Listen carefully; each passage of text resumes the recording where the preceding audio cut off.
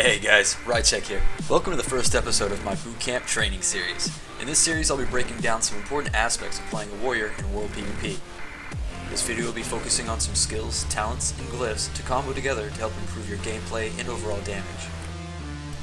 First, let's take a look at Thunderclap and Deep Wounds.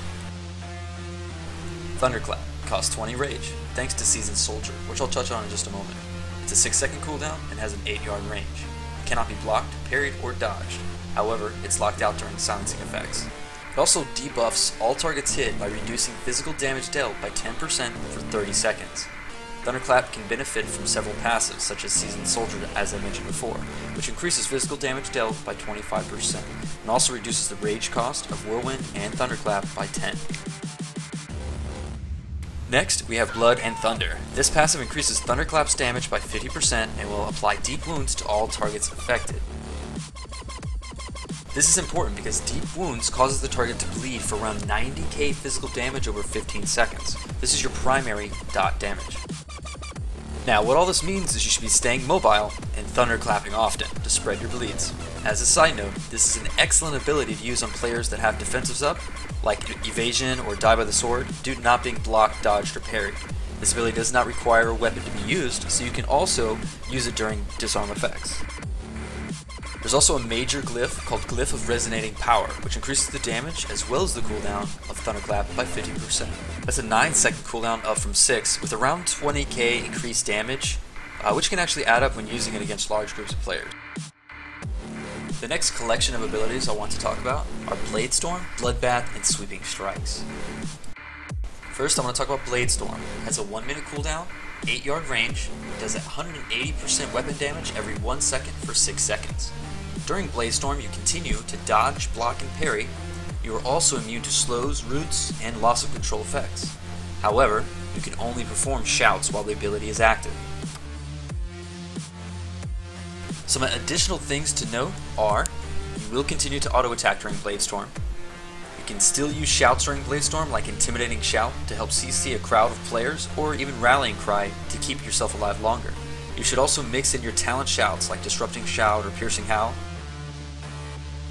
Another good tactic to consider would be using Shield Wall or Die by the Sword, and perhaps even a Spell Reflect before jumping into Bladestorm. That'll help keep you alive longer during damage-heavy areas or even pushes. Now this next part's pretty important. It's all about proper Bladestorm movement. You want to make sure you have sliding motions up and down through the enemy raid to make sure you spread your dots as much as possible. Next is Bloodbath. It has a 1-minute cooldown. Keep this in mind because so does Bladestorm. All melee special attacks deal an additional 30% damage as a bleeding effect for 6 seconds. The target's movement speed is reduced by 50% while bleeding. This ability lasts 12 seconds.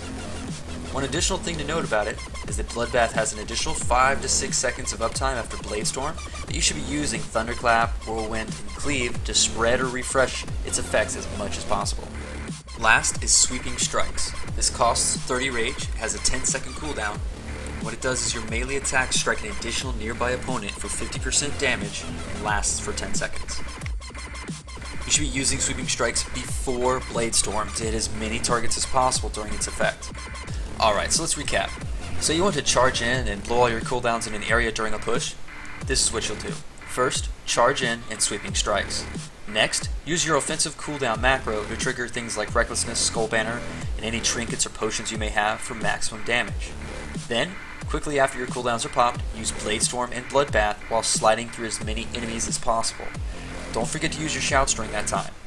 Finally, as soon as you come out of Bladestorm, use Thunderclap to spread your Deep Wounds onto more enemies. Now, you might have heard me mention macros. Yes, I have 2 of them here to help utilize your new knowledge. Feel free to add or make your own. The first macro is your offensive cooldown macro. This encompasses your Recklessness, Skull Banner, potions, trinkets, and things like that. This macro is generally about a 2-minute cooldown. The second macro is your Bladestorm Bloodbath macro. You want to couple these together due to both of them only being on a 1-minute cooldown. This way you can maximize your damage by using them together as often as possible. I like to indicate my Bladestorms with my cooldown macro as a fully loaded Bladestorm, and my filler Bladestorm without the cooldown macro as a soft Bladestorm. This helps my teammates know when they can use Scorpion's Grasp or Ice Rings to complement my heavy damage. This will also help us push or even take a location with its sheer power.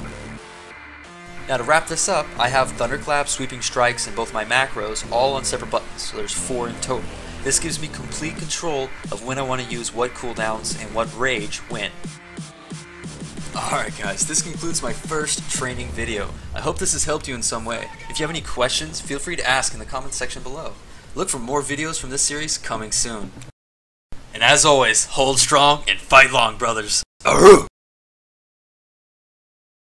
Did you guys know that McDonald's tried to come out with this cranberry sauce for like Thanksgiving or whatever, but they calculated it to where if they came out with this sauce, that it would be like all the cranberries would be what was it, like there'd be a backlog for cranberries for like 4 years. Like nobody could have any cranberries. This is the best random thing ever. I love you right there. Me too. I mean, seriously, the only time I eat cranberries is frickin' Thanksgiving. They probably would have had to impose Come on, martial man. law if the cranberries were. I eat cranberries a lot, man. Nobody got fucking cranberries for Thanksgiving for years. If McDonald's wanted cranberries, that's crazy.